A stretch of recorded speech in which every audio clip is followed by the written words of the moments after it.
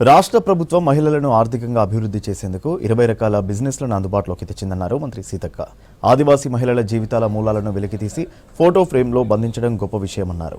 హైదరాబాద్ రవీంద్ర భారతిలో ఏర్పాటు చేసిన ఫోటో ఎగ్జిబిషన్ను సీతక్క ప్రారంభించారు. అంతర్జాతీయ మహిళా దినోత్సవం సందర్భంగా గిరిజన మహిళల సంప్రదాయాలు, పండుగలకు సంబంధించిన ఎగ్జిబిషన్ ఏర్పాటు చేశామన్నారు నిర్వాహకులు. అంతర్జాతీయ దినోత్సవాన్ని పురస్కరించుకొని ఈ యొక్క ఎగ్జిబిషన్ లో కూడా, ట్రైబల్ ఎగ్జిబిషన్ లో కూడా అర్జున్ గారు ఎక్కువ మహిళల ఫొటోస్ పెట్టడం జరిగింది. అదే విధంగా సాంప్రదాయాలను కూడా పెట్టడం జరిగింది.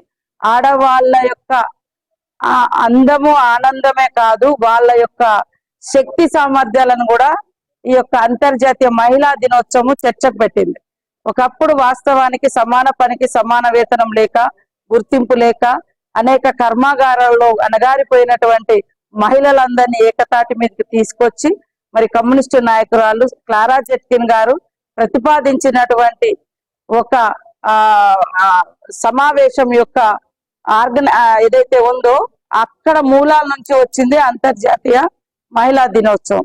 కానీ రాను రాను అది ఎవరికి నచ్చినట్టుగా వాళ్ళు మాట్లాడుతున్నారు. కానీ అంతిమంగా అంతర్జాతీయ మహిళా దినోత్సవం రావడానికి మాత్రం శ్రామిక మహిళల హక్కుల కోసం ఈ యొక్క దినోత్సవాన్ని ఐక్యరాజ్య సమితి గుర్తించుకొని ప్రకటించడం జరిగింది. కాబట్టి ఇప్పుడు కూడా తెలంగాణ రాష్ట్ర ప్రభుత్వం కూడా మేము మహిళలకు ఆర్థికంగా అన్ని రంగాలలో ఎదిగించే విధంగా వాళ్ళను ప్రోత్సహించాలని ఒక 20 రకాల బిజినెస్ లను వాళ్లకు సపోర్ట్ చేస్తూ, ఎంకరేజ్ చేస్తూ